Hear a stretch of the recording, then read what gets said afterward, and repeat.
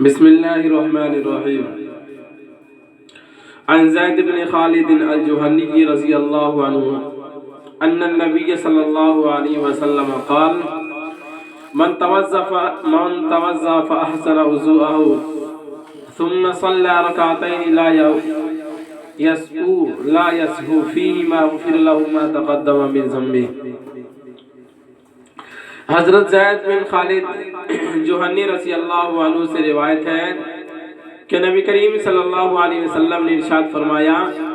جو شخص اچھی طرح وضو کرتا ہے پھر 2 رکعت اس طرح پڑھتا ہے کہ اس میں کچھ بھولتا نہیں، یعنی اللہ تعالیٰ کی طرف پوری متوجہ رہتا ہے، تو اس کے پچھلے سارے گناہ معاف ہو جاتے ہیں۔ یہاں سے جو حدیث بیان کی جا رہی ہے وہ خشوع اور خضوع کے حوالے سے، یعنی کہ نماز کے اندر خشوع اور خضوع کیسے پیدا کیا جائے اس کے حوالے سے یہ حدیثیں بیان کی جا رہی ہے۔ یعنی کہ جب ہم نماز پڑھنے کے لیے کھڑے ہوں تو پھر ہمارا دھیان کدھر ہونا چاہیے اور ہمارے دلوں کے اندر کیا کیفیت ہونی چاہیے اور ہمارے ذہن کا رجحان کیا ہونا چاہیے، یعنی ہمارا ذہن جو ہے وہ کس حد تک کہاں تک رہے گا تو پھر اس کے اوپر کیا عمل ملے گا، اسی چیز کو یہاں پہ خشوع خضوع کے حوالے سے آپ کو ذکر کیا گیا ہے۔ تو یعنی یہ کہ اگر کوئی آدمی کھڑا ہو جاتا ہے نماز پڑھنے کے لیے اور پھر کیا کر لے، وہ نیت مان لے اور دنیا بھر کی چیزیں وہ سوچ رہا ہے، نہیں، جیسے کہ مان لیجئے کسی کی دکان ہے تو دکان کا حساب اسی میں بنانا شروع کر دیا، نہیں کہ ہاں آج مطلب اس طرح کی ہماری حالات رہی اور آج اس طرح سے ہمارا معاملہ رہا لوگوں کے درمیان۔ بہرحال تو ان چیزوں سے جو بھی بچا لیتا ہے اور پھر بالکل اچھے طرح سے اطمینان کے ساتھ جو پڑھ لیتا ہے نماز، تو اس کے اوپر اس کو کیا اجر و ثواب اللہ رب العزت کی جانب سے اسے عنایت کیا جاتا ہے، اسی چیز کو یہاں پہ ذکر کر رہے ہیں۔ اس حدیث کے راوی جو ہے حضرت زید بن خالد جوہنی رضی اللہ عنہ ہے۔ یہ صحابی رسول روایت کرتے ہیں کہ نبی کریم صلی اللہ علیہ وسلم نے ارشاد فرمایا کہ جو شخص اچھی طرح وضو کرتا ہے پھر 2 رکعت اس طرح پڑھتا ہے کہ اس میں کچھ بھولتا نہیں، یعنی کہ جتنے بھی ایک رکعت کے اندر جو بھی، یعنی کہ اس نماز کے اندر جتنے بھی ارکان ہیں نماز کے اور نماز کے جتنے بھی واجبات ہیں اور اسی طریقے سے نماز کے جتنے بھی فرائض ہیں، یعنی کہ جو جو چیزیں پڑھنی ہے اس کے اندر نماز کے اندر ان تمام چیزوں کو پڑھ لیتا ہے، کوئی بھی چیزیں نہیں بھولتا ہے، تو پھر کیا ہوتا ہے، تو اللہ تعالیٰ پوری طرح، یعنی اللہ تعالیٰ کی طرف پوری طرح متوجہ رہتا ہے، تو اس کے پچھلے سارے گناہ معاف ہو جاتے ہیں، یعنی کہ اس نے پچھلے ماقبل میں جتنے بھی گناہ کیے ہیں وہ سارے کے سارے گناہ کیا ہو جاتے ہیں، معاف کر دیے جاتے ہیں۔ سمجھ رہے نا، یہ ہوتا ہے یعنی بہترین اچھے طریقے سے نماز پڑھنے کا فائدہ۔ ایسا نماز پڑھنے کا فائدہ تو، لیکن دیکھتے ہیں نا بہت سارے لوگوں کو جیسے کہ جاتے ہیں اور وہاں پہ بھی نماز کے اندر خشوع خضوع جن کے نماز کے اندر پیدا نہیں ہوتی ہے، پھر بھائی ان کا معاملہ کچھ اور ہے، وہ اللہ جانے، سمجھ رہے نا۔ لیکن اگر اس طرح سے جو بھی بندہ نماز کی پابندی کرتا ہے، نماز پڑھتا ہے، تو پھر اللہ رب العزت اس کے پچھلے سارے گناہ معاف کر دیتے ہیں۔ اس کو کم کر تھوڑا سا، سب سے شروع، ہاں ادھر بس، اور چلے کر 7 پہ، 7 نمبر دیکھنا، اسی میں لکھا ہوگا، اس کے بغل پہ شروع میں جو چھوئی تھی، ہاں اسی کو 7 پہ کرنا ہے، 7-8 کے بیچ میں، چلیے نہیں اور کرو، 8 کے قریب میں چلے جاؤ بس۔ اگلی حدیث بیان کرتے ہیں عن عقبہ بن عامر الجہنی رضی اللہ عنہ عن النبی صلی اللہ علیہ وسلم قال: ما من مسلم يتوضأ فيسبغ الوضوء ثم يقوم في صلاته فيعلم ما يقول إلا انفتل كيوم ولدته أمه من الخطايا ليس عليه ذنب۔ حضرت عقبہ بن عامر جوہنی رضی اللہ عنہ نبی کریم صلی اللہ علیہ وسلم کا ارشاد نقل کرتے ہیں کہ جو مسلمان بھی کامل وضو کرتا ہے پھر اپنی نماز میں اس طرح دھیان سے کھڑا رہتا ہے کہ اسے معلوم ہو کہ وہ کیا پڑھ رہا ہے،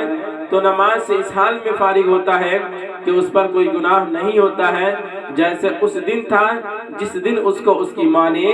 جنا تھا۔ یہاں بھی اسی چیز کو ذکر کیا گیا ہے کہ جو بھی مسلمان کامل وضو بناتا ہے، اچھی طرح سے وضو بنا لیتا ہے اور پھر وہ اپنے اچھی طریقے سے دھیان لگا کر وہ نماز پڑھ لیتا ہے، تو وہ گناہوں سے اس طرح سے پاک ہو جاتا ہے جس طرح سے ایک معصوم بچہ جس دن اس کی ولادت ہوتی ہے اس معصوم بچے کی اوپر کوئی بھی گناہ نہیں ہوتا ہے، اسی طریقے سے یہ بھی بندہ کیا ہو جاتا ہے، وہ پاک ہو جاتا ہے، یعنی گناہوں سے بالکل وہ پاک و صاف ہو جاتا ہے۔ سمجھ رہے نا؟ اسی چیز کو یہاں پہ بھی ذکر کیا گیا۔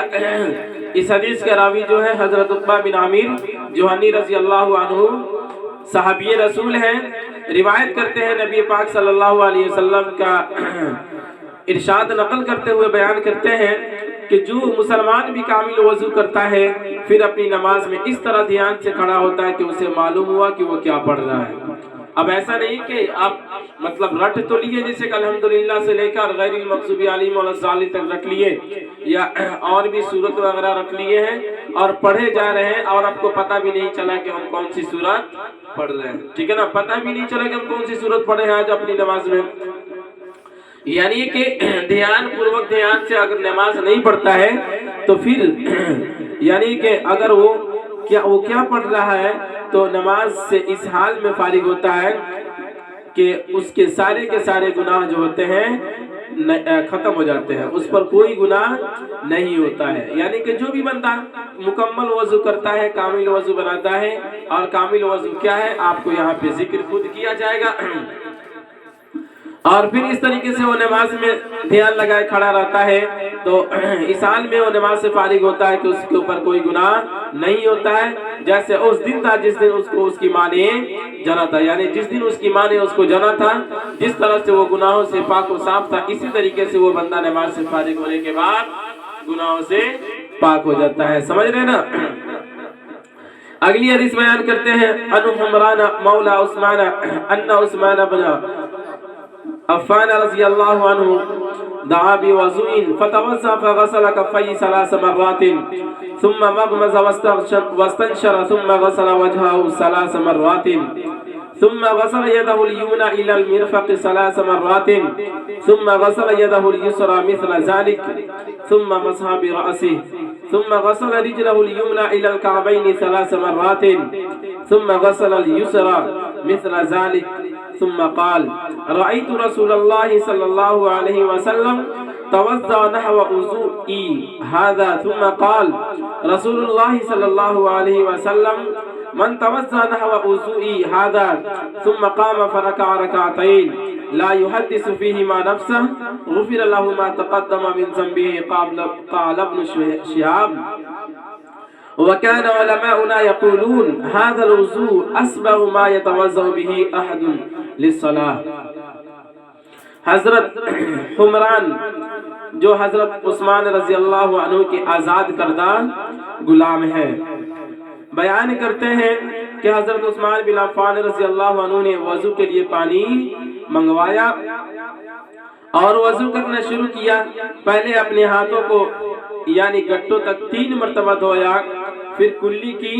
اور ناک صاف کی، پھر اپنے چہرے کو 3 مرتبہ دھویا، پھر دائیں ہاتھ کو کہنی تک 3 مرتبہ دھویا، پھر بائیں ہاتھ کو بھی اسی طرح 3 مرتبہ دھویا، پھر سر کا مسح کیا، پھر دائیں پیر کو ٹخنوں تک 3 مرتبہ دھویا، پھر بائیں پیر کو بھی اسی طرح 3 مرتبہ دھویا، پھر فرمایا جس طرح میں نے وضو کیا ہے اسی طرح میں نے رسول اللہ صلی اللہ علیہ وسلم کو وضو کرتے دیکھا ہے۔ وضو کرنے کے بعد رسول اللہ صلی اللہ علیہ وسلم نے ارشاد فرمایا تھا جو شخص میرے اس طریقے کے مطابق وضو کرتا ہے پھر 2 رکعت نماز اس طرح پڑھتا ہے کہ دل میں کسی چیز کا خیال نہیں لاتا تو اس کے پچھلے تمام گناہ معاف کر دیے جاتے ہیں۔ حضرت ابن شہاب رحمۃ اللہ علیہ نے فرمایا ہمارے علماء فرماتے ہیں کہ یہ نماز کے لیے قابل ترین وضو ہے۔ बताया था ना हमने कि यहाँ पे निचले वाली हदीस जो है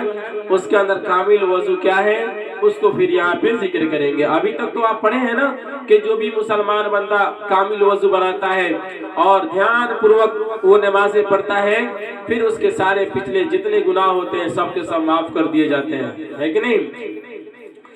तो सवाल ये होता है कि भाई अब कामिल वजू है क्या, कामिल वजू हम किसे तस्वुर करेंगे, तो उस चीज को यहाँ पे हदीस के दरमियान हदीस में जिक्र कर दिया गया। तो यहाँ भी देखें इस हदीस का रावी जो है यानी इस हदीस को नकल करने वाले जो है, रावी का मतलब क्या होता है, रिवायत करने वाले, समझ रहे ना।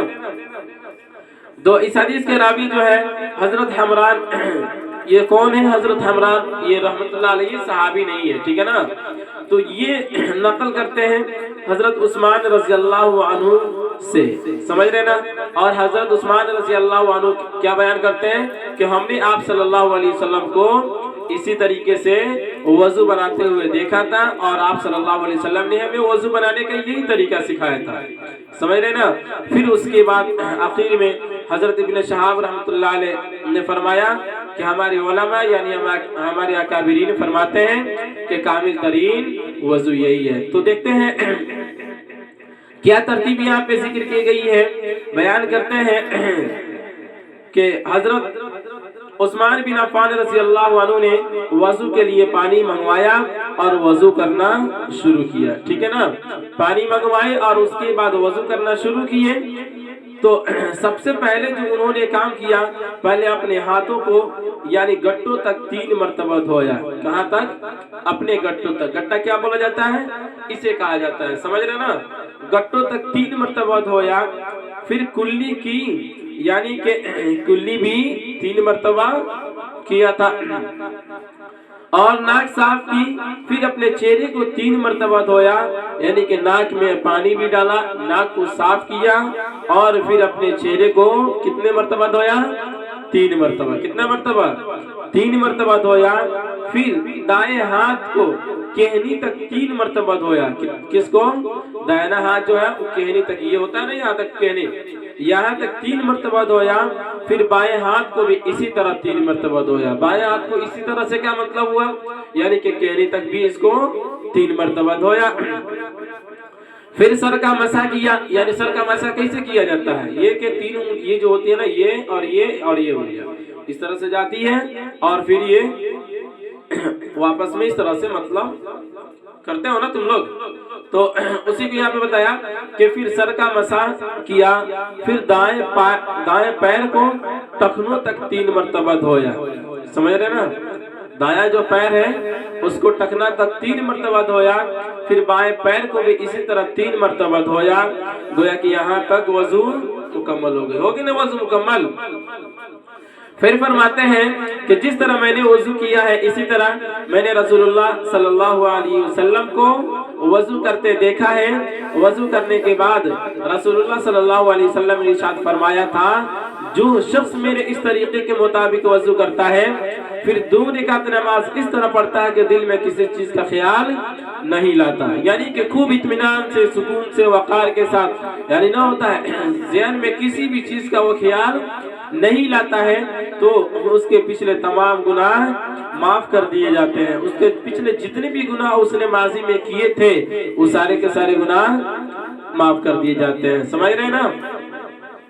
उसके बाद हजरत इब्न शहाब रहमतुल्लाह अलैह ने फरमाया कि हमारे उलमा फरमाते हैं कि ये नमाज के लिए कामिल तरीन वजू है, समझ रहे ना। यानी कि हर चीज की रियायत के साथ सारे आज़ा को, यानी कि जितने भी आज़ा वजू के अंदर धोए जाते हैं उसको 3-3 मरतबा धोना और इत्मीनान के साथ धोना कि एक बाल के बराबर भी खुश्क ना रह जाए, तो फिर यही क्या कहलाता है, कामिल तरीन वजू कहलाता। अब ऐसा नहीं है